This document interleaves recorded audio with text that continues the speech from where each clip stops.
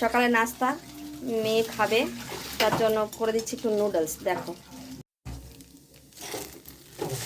Sauce এখনও দিইনি, sauce যদি পছন্দ করে তবেই দেবো। চিলি সস, সয়া সস, ভিনেগারও দিইনি।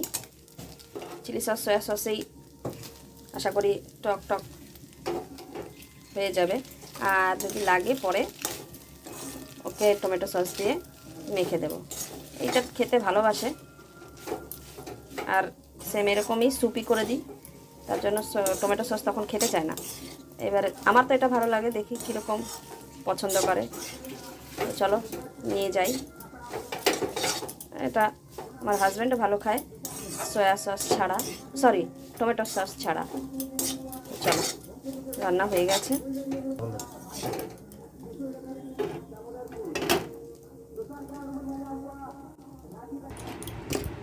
আছে কিন্তু অলরেডি, দেখো এনেছি তো। মাম্মা এদিকে আয়, তোকে একটু খাইয়ে দিই। দেখ আমি কিন্তু সস দিইনি, শোনো একটু খেয়ে দেখো। আমি কিন্তু টমেটো সস দিইনি। এটা কি তোমার কি টমেটো সস দিতে হবে? না। ঠিক আছে, ভালো লাগছে। ভালো লাগছে। তো বন্ধুরা বললাম না যে মেয়ে টমেটো সস দিতে চায় না, দেখো আমিও খেয়ে দেখি। দারুণ হয়েছে, হেভি টেস্টি। এটাই ঠিক আছে, টমেটো সস দিলে পুরো বিগড়ে যায় টেস্ট। টমেটো সস দেবো না? না, ঠিক আছে। তাহলে বন্ধুরা আমাদের নাস্তা সকালের চাউমিন, এগ চাউমিন।